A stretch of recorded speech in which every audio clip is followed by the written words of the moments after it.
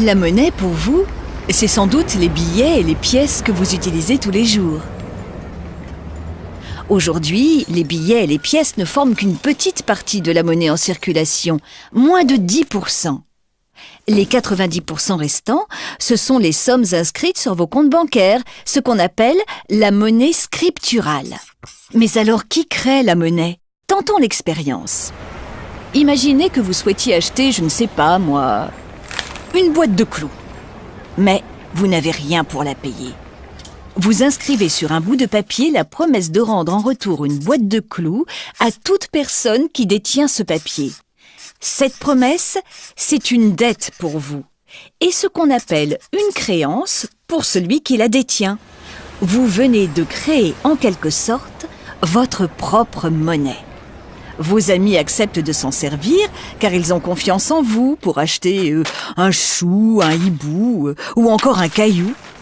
Mais cette monnaie ne vaut rien en dehors de votre petit cercle. Et si vous émettez beaucoup de promesses de papier, vous risquez de devoir rembourser autant de boîtes de clous. À plus grande échelle, ce sont les banques qui créent de la monnaie en octroyant des crédits. Vous allez comprendre. Imaginons que vous vouliez acheter un ranch. Mais compte tenu de vos revenus, il faudrait économiser pendant 10 ans pour pouvoir le payer.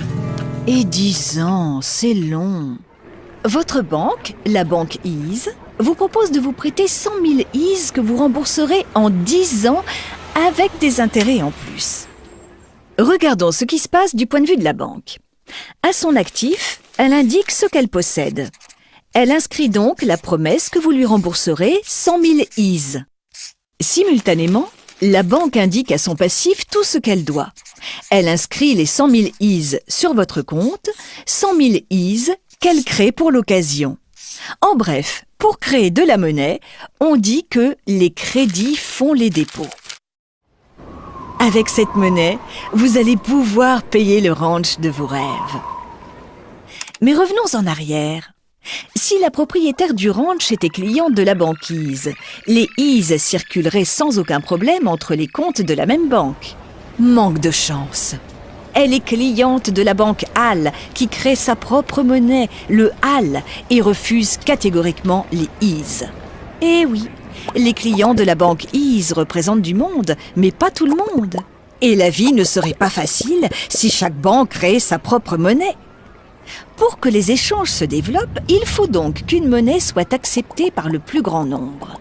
C'est pourquoi l'État intervient pour en imposer une. Appelons cette monnaie l'euro, puisque c'est la monnaie qui a cours légal en France et dans la zone euro. L'État a confié la gestion de la monnaie à une institution, la Banque centrale. C'est une sorte de banque des banques. Toutes les banques commerciales ont un compte à la Banque centrale exprimé dans une même monnaie, appelée monnaie centrale, ce qui facilite les échanges entre les banques. La banque Ease va transférer de la monnaie centrale à la banque Hall pour l'achat de votre ranch. Mais si la banque Ease n'en a pas assez, elle peut emprunter à la Banque centrale qui va créer de la monnaie centrale contre une promesse de remboursement. Les banques doivent veiller à conserver des sommes suffisantes sur leur compte à la Banque centrale. Si une banque accorde trop de crédit, elle va devoir faire face à ses engagements, car ses clients peuvent à tout moment utiliser la monnaie présente sur leur compte. Cela limite la création monétaire par les banques. Ce sont donc les banques commerciales qui créent la majeure partie de la monnaie, principalement par le crédit. Le rôle de la Banque centrale est d'assurer la stabilité de ce système et la confiance accordée à la monnaie. Finalement, créer de la monnaie, c'est créer des promesses. C'est donc une histoire de confiance, sinon la monnaie ne vaudrait pas un clou.